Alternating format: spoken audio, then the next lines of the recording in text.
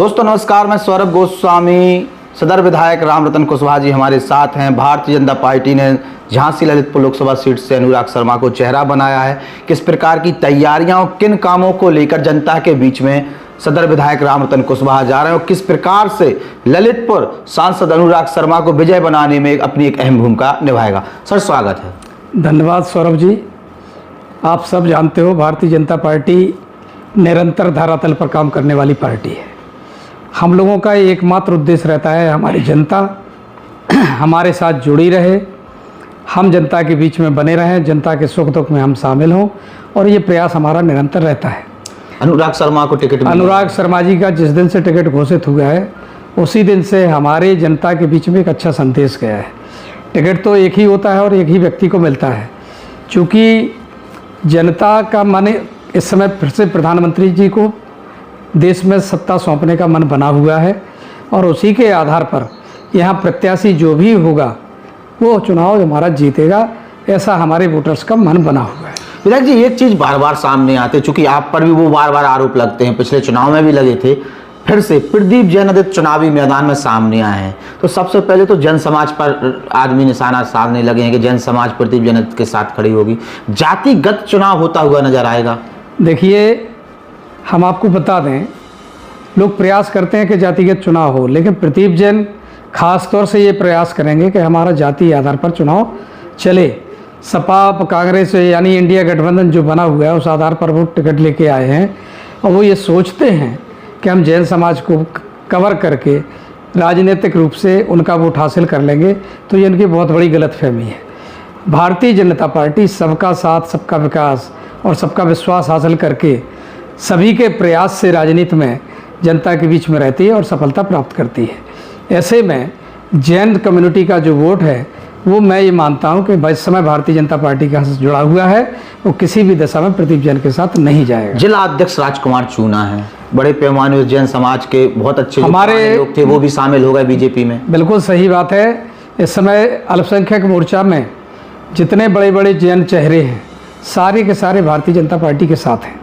हमारे जिले के अध्यक्ष राजकुमार जी जैन हैं ही, अनिल अंचल हैं जो प्रदेश के अल्पसंख्यक मोर्चा के उपाध्यक्ष हैं, और अन्य जो लोग हैं हमें जानते हैं। ललितपुर में जैन समाज की जो पंचायत बनी हुई है उसके जो मुखिया हैं अक्षय टड़ैया जी, वो भारतीय जनता पार्टी के अच्छे वर्कर हैं, और हमारे उसके चिकित्सा प्रकोष्ठ के यहाँ के जिले के अध्यक्ष भी हैं। एक चीज और, ललितपुर ने जैसे अरविंद जैन जी थे लगातार जीतते चले आए, तो एक स्पष्ट है कि यहाँ पर सब समाज का वोट बीजेपी की तरफ है। बिल्कुल सही। और जैन समाज का खास तौर पर बीजेपी की तरफ है, जब तो लगातार अरविंद जैन जी लगातार जीतते हैं और सब समाज का वोट भी। आप सबने देखा है अरविंद जैन जी जो चुनाव जीतते थे वो केवल जैन से नहीं जीतते थे, उनको सर्व समाज का वोट मिलता था, और सर्व समाज के प्रिय थे। वो इसलिए प्रिय थे कि उनका नाम बजा हुआ था कि ये 5 रुपए वाला डॉक्टर है। 5 रुपए की दवा की पुड़िया आदमी को फायदा करती थी, उनके हाथ के स्पर्श से आदमी ठीक हो जाता था, दवाई लगती। ये डॉक्टर के प्रभाव की बात थी। निश्चित रूप से आज वो हमारे बीच नहीं हैं, उनके परिवार नहीं, आज सब के सब भाजपा में और निरंतर भाजपा को काम करते हैं। ऐसे में कोई अगर ये कहे कि नहीं प्रदीप जैन के साथ जैन समाज चला जाएगा, मैं तो नहीं मानता हूँ। जैन समाज आज भी हमारे साथ है और आगे भी रहेगा। विधायक जी, अब एक सवाल और, चूंकि प्रत्याशी कांग्रेस ने अपना गठबंधन के माध्यम से प्रदीप जैन को बनाया, बीजेपी ने अनुराग शर्मा को, एक प्रत्याशी का बार बार और नाम सामने है कि बीएसपी किसी कुशवाहा चेहरा को सामने उतार सकती है। देखिए झांसी ललितपुर में कुशवाहा वोट बैंक भी बहुत बड़ा वोट बैंक है। देखिए ये बात सही है कि झांसी लोकसभा में सर्वाधिक मत अगर कहीं है तो वो कुशवाहा समाज का है, उसके बाद आदर्श का नाम आता है जी। 3 से 3.5 लाख वोटर कुशवाहा समाज के झांसी लोकसभा में हैं, और आज नहीं तो कल इस वोट का महत्व पार्टी समझेगी और पार्टी कभी ना कभी किसी कुशवाहा प्रत्याशी को यहाँ उतारेगी। आज की तारीख में भाजपा ने जो निर्णय लिया है, भाजपा के साथ पूरा कुशवाहा समाज एक साथ जुटा हुआ है। बसपा, कांग्रेस और सपा कोई भी व्यक्ति किसी कुशवाहा को ले आए, हमें जानते हैं कुशवाहा अपना वोट डालने का काम जानने लगा है। एक साथ सपा बसपा के लोग हमारे साथ लड़े थे, क्या पोजीशन हुई आप सबने देखा है। इसलिए कुशवाहा समाज तो केवल और केवल भाजपा को वोट करेगा, ये हम विश्वास से। जी, आपने कई चुनाव लड़े हैं, बहुत संघर्षशील आपका जीवन है, तमाम चुनौतियां आपके जीवन में रही हैं। अनुराग शर्मा चेहरा बने हैं, लेकिन एक अंदर खान है जो अंडरटोन चल रही है, असमंजस की स्थिति है। एक अंदर से लग रहा है कि हो सकता है कि फाइटिंग चुनाव हो। प्रदीप जैन आदित्य के सामने आने के बाद जो गठबंधन में सपा का चेहरा जो यादव वोट बैंक है वो, कुशवाहा वोट बैंक भी उन्हें मिल सकता है, प्लस जैन समाज का वोट भी उन्हें मिल सकता है। तो एक मजबूत प्रत्याशी के तौर पर कांग्रेस की तरफ से प्रदीप जैन आदित्य आ रहे हो, खतरा है अगर सतर्क नहीं हुए तो। देखिए, हम सबसे पहले तो ये बता दें, कोई भी आ जाए मैदान में, भारतीय जनता पार्टी लोकसभा झांसी जीतेगी, ये हम विश्वास से कह सकते हैं। रही बात चुनाव की, तो हम कमज़ोर से कमज़ोर प्रत्याशी को भी अपने सामने चुनाव के दृष्टि से ही देखते हैं और उसको कमज़ोर नहीं मानते, और उसके अनुरूप वोटर के बीच में जाकर के अपनी पार्टी का, अपने नीतियों का प्रचार प्रसार करते हैं। विकास के जो काम हैं या विकास के जो कार्य होने हैं उनके आधार पर हम जनता के बीच में रहेंगे। इसमें ये कहा जाए कि सब फलां पार्टी फलां बिरादरी को ला रही, तो ये सब गया अब जमाना। जातिवाद को टोटल नकार दिया गया है। भारतीय जनता पार्टी ने जो काम किए हैं वो सर्व समाज के लिए काम किए हैं। ऐसी स्थिति में अहिरवार, मुसलमान और यादव, जो लोग कहते हैं कभी भाजपा को वोट नहीं देते थे, मुसलमान बड़े पैमाने पर आज हम ये कह सकते हैं कि मुसलमान भी, अहिरवार भी और यादव, सभी जाति के वर्ग के लोग भारतीय जनता पार्टी को वोट करेंगे। जी, पिछले चुनाव में जब अनुराग शर्मा को यहाँ कोई नहीं जानता था, उस समय अनुराग शर्मा के साथ रामरतन कुशवाहा, मन्नू कोरी और यहाँ ललितपुर की जनता का वो बड़ा वोट बैंक जो अनुराग शर्मा को यहीं से बहुमत दिला चुका था। तो अब की बार अनुराग शर्मा ने काम भी कर लिया, जितना भी उन्हें बना, उनका भी एक चेहरा है, आपकी भी मेहनत है, मन्नू कोरी जी भी हैं, तो फिर अब की बार क्या दृश्य होगा? अब की बार पिछले बार से जस्ट डबल मतों से हम चुनाव जीतने वाले हैं।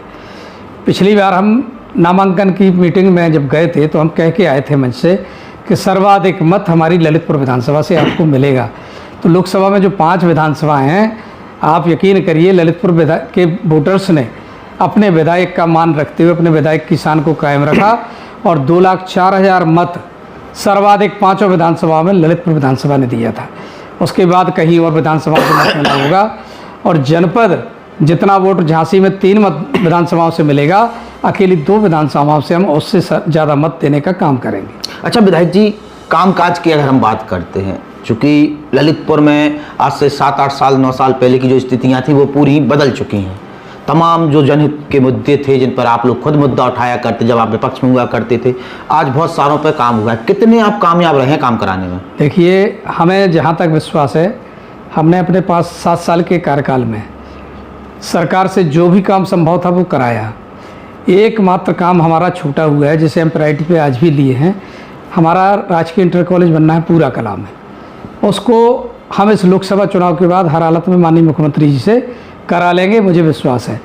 दूसरे, आपने देखा होगा बयाने नाले का पुल है, हमारा देवगढ़ रोड वाला ओवरब्रिज है, हमारा बल्क ड्रग पार्क है, हमारा एरोड्रम है, हमारा मेडिकल कॉलेज बन के तैयार है, हमारे राजकीय महाविद्यालय बन के तैयार हो गया है, जूनियर हाई स्कूल से उनका उच्चीकरण करके हाई स्कूल करा दिए गए हैं, इंटरमीडिएट कॉलेज के लिए एक कन्या महाविद्यालय नया हमारा शुरू होने वाला है, ये आपको चुनाव के बाद आपको देखने मिलेगा। इस तरह से हम 3 चीज़ों पर ख़ास तौर से फोकस करते हैं, बिजली, सड़क, पानी और उसके बाद स्वास्थ्य और शिक्षा। इन 5 चीज़ों जो बहुत महत्वपूर्ण आवश्यकताएं हैं व्यक्ति की, उन पर हम लगातार काम कर रहे हैं, और आज केंद्र और प्रदेश की सरकार हम लोगों की बात मान करके जनता की मूलभूत सुविधाओं के लिए काम कर रही है। विधायक जी, तमाम लोगों से, चूंकि ललितपुर 50 साल का हो गया है, उस पर हमने एक कार्यक्रम बनाया, एक चर्चा की कि ललितपुर 50 साल में कितना बदला है, और उसी बीच में एक बात सामने है कि हमारा ललितपुर की जो रिसोर्सेस हैं, चाहे वो पर्यटन का रिसोर्सेस हो, जो मेन रिसोर्सेस हैं, पत्थर, पर्यटन और पानी, जिसमें डैम सबसे ज़्यादा हैं, तो यहाँ पर एक बात सामने है कि जितने भी डैम हैं उनके अगल बगल सौंदर्यीकरण करा दिया जाए। जलमार्ग, खासतौर से जो राजघाट का मामला सामने है कि जलमार्ग से वहाँ पे आवागमन बढ़ा दिया जाए, तो सीधे देवगढ़ पहुँच जाएंगे लोग। तो इस पर आपका क्या फोकस है? चूँकि देखिए, पर्यटन की बात आपने कही है, जनपद ललितपुर में अपार संभावनाएं हैं पर्यटन क्षेत्र की, और पर्यटन की दृष्टि से हम जितने भी चांदपुर, जहाजपुर, देवगढ़ और दूधई, इस तरफ चले आओ तो करकरावल है, मानसरोवर झील है, और हमारे पुरातन मंदिर, नरसिंह मंदिर, तुवन मंदिर, ऐसे स्थान हैं, चंडी मंदिर और भानपुर का गणेश मंदिर, ये ऐसे स्थान हैं जिनको दूर दूर से लोग दर्शन के लिए आते हैं। आज हम हमारी सरकार उसी आधार पर इन सभी क्षेत्रों को विकसित कर रही है और सब पर काम लगा हुआ है। और साथ में हमारे जो प्राचीन किले हैं, हमारी विरासत जिन्हें हम कह सकते हैं, उनको भी संरक्षित करने का काम हमारी सरकार कर रही है और सब जगह डेवलपमेंट करके पर्यटन के हब बनाने की तैयारी हमारी है कि ललितपुर पर्यटन का हब बने और उनके लिए बढ़िया बढ़िया यहाँ रहने के लिए आवास निर्माण कराए जाएँ, अतिथि गृह तैयार कराए जाएंगे। ये सारे काम हम लोग कर रहे हैं और इस आधार पर हम ये कह सकते हैं कि ललितपुर जनपद अपार संभावनाओं वाला ज़िला है। विकास के क्षेत्र में आर्थिक रूप से संपन्न होने के लिए जड़ी बूटी का कारोबार भी सर्वाधिक मात्रा में होता है, उसके लिए भी हमारा प्रशासन निरंतर प्रगति के पथ पर बढ़ रहा है। हम लोगों से लगातार सुझाव सहमति लेकर के प्रशासन काम करता है।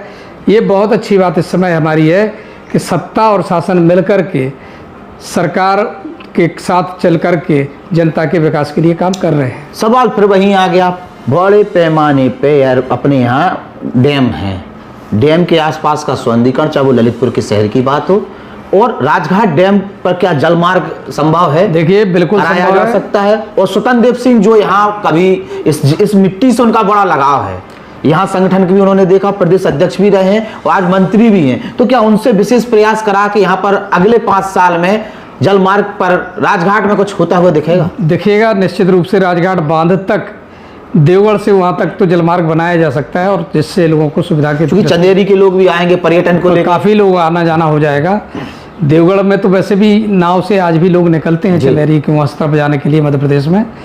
तो जब वहाँ से जब नाव और जलमार्ग की व्यवस्था हो जाएगी तो एक निश्चित रूप से कुछ लोगों को रोजगार मिलेगा और जनपद के विकास में एक नई रास्ते का प्रारंभ हो जाएगा। उसकी अगुवाई कौन करेगा? विधायक रामरतन कुशवाहा अगुवाई करेंगे कि बीजेपी के? देखिए हमारे विधानसभा क्षेत्र में है जी, तो निश्चित रूप से मैं इस पहल को आगे बढ़ाऊंगा ताकि जल्दी से जल्दी इस पर काम हो सके। अब आते हैं संगठन पर, गुटबाजी खत्म है, रामरतन कुशवाहा के अंदर कोई नाराजगी तो नहीं है टिकट को लेकर? अब बिल्कुल नाराजगी नहीं है। देखिए हम संगठन के आदमी हैं और हम पूर्व क्षेत्रीय अध्यक्ष हैं। पार्टी टिकट मांगने का अधिकार सबका होता है, लेकिन जब टिकट हमारे यहाँ अनाउंस हो जाता है उसके बाद सारे मतभेद खत्म हो जाते हैं और जिसको टिकट हो जाती है उसके साथ हर चुनाव में हम यही देखते हैं, बिल्कुल हर चुनाव में हम यही देखते हैं कि चुनाव के पहले घमासान और इसके बाद सभी एक साथ रहते हैं और इसमें कोई इस समय गुटबाजी नहीं है। सब लोग मिलकर के अपने सांसद अनुराग शर्मा को जिताने के लिए पूरे प्राणपण से जुटे हैं और जुटेंगे और भारी बहुमत से इस बार लोकसभा यहाँ की जीत के सांसद जीत जाएं, ऐसा हम सभी का प्रयास रहे। तो सदर विधायक रामरतन कुशवाहा जी थे, तमाम सवालों के जवाब और मुखरता से जवाब जब मिलते हैं तो मजा भी आता है। फिर किसी नई शख्स के साथ फिर चर्चा करेंगे। चुनावी पर्व है, हम सभी चुनाव में प्रवेश कर चुके हैं और अपनी अपनी तैयारियों में पार्टियां लगी भी हुई हैं। बहुत बहुत धन्यवाद। बहुत बहुत धन्यवाद सौरभ जी, आपका भी धन्यवाद और सभी को आपके चैनल के माध्यम से प्रणाम।